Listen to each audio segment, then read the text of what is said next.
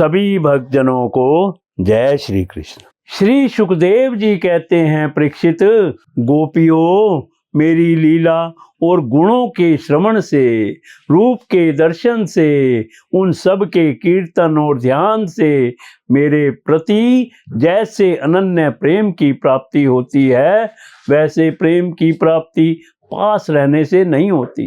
इसलिए तुम लोग अभी अपने अपने घर लौट जाओ। श्री सुखदेव जी कहते हैं, परीक्षित, भगवान श्री कृष्ण का यह अप्रिय भाषण सुनकर गोपियां उदास खिन्न हो गई, उनकी आशा टूट गई।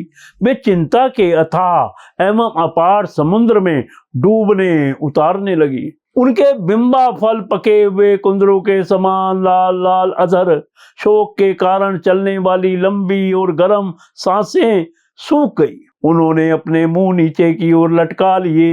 वे पैरों के नखों से धरती कुरेदने लगी। नेत्रों से दुख के आंसू बह बहकर काजल के साथ वृक्ष तल पर पहुंचने और वहां लगी हुई केसर को धोने लगे।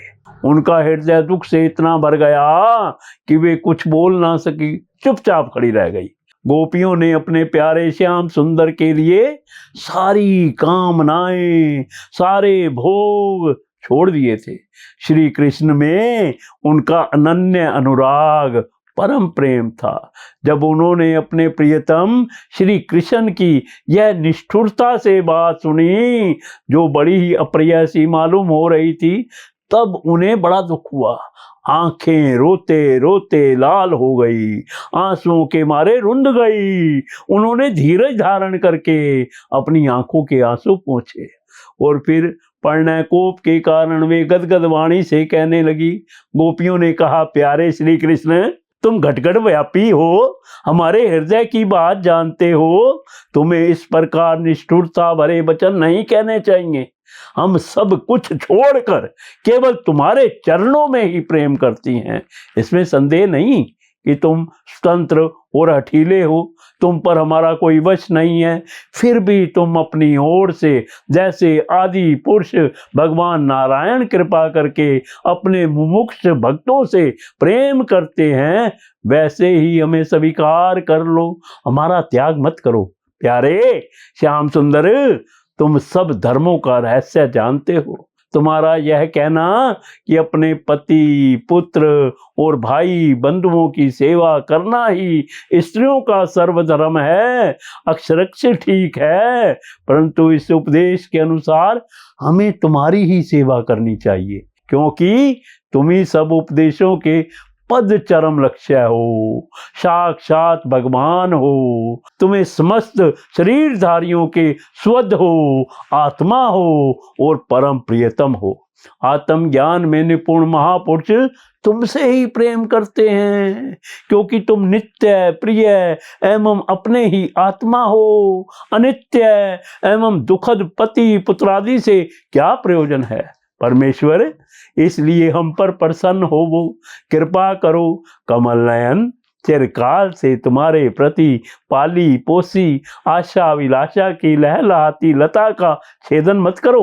मनमोहन, अब तक हमारा चित्त घर के काम धंधों में लगता था, इसी से हमारे हाथ भी उनमें रमे हुए थे, परंतु तुमने हमारे देखते देखते हमारा वह चित्त लूट लिया। इसमें तुम्हें कोई कठिनाई भी नहीं उठानी पड़ी। तुम तो सुख स्वरूप हो ना, परंतु अब तो हमारी गति मति निराली ही हो गई है।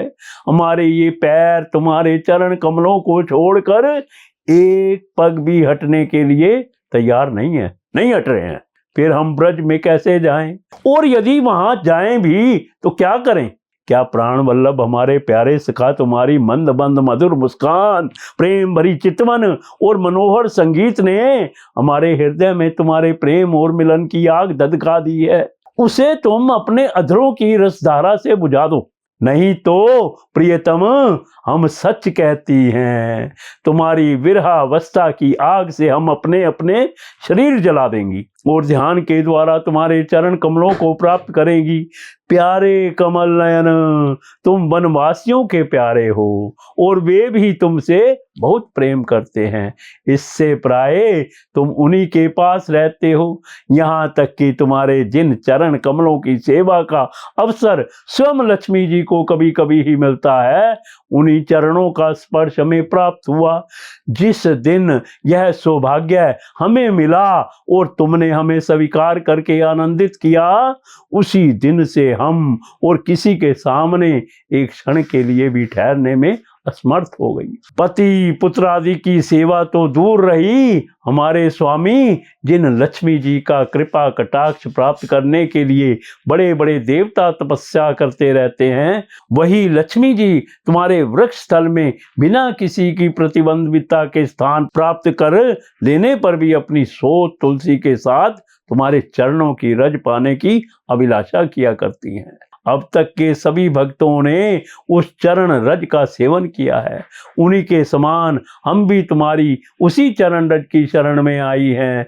भगवान, अब तक जिसने भी तुम्हारे चरणों की शरण ली है, उसके सारे कष्ट तुमने मिटा दिए। अब तुम हम पर कृपा करो, हमें भी अपने प्रसाद का भोजन बनाओ। हम तुम्हारी सेवा करने की आशा अभिलाषा से घर गांव कुटुंब सब कुछ छोड़कर तुम्हारे युगल चरणों की शरण में आई हैं। प्रियतम, वहां तो तुम्हारी आराधना के लिए अवकाश ही नहीं है। पुरुष भूषण पुरुषोत्तम, तुम्हारी मधुर मुस्कान और चार चितवन ने हमारे हृदय में प्रेम की मिलन की आकांक्षा की आग धधका दी है। हमारे रोम रोम उससे जल रहे हैं। तुम हमें अपनी दासी के रूप में स्वीकार कर लो, हमें अपनी सेवा का अवसर दो।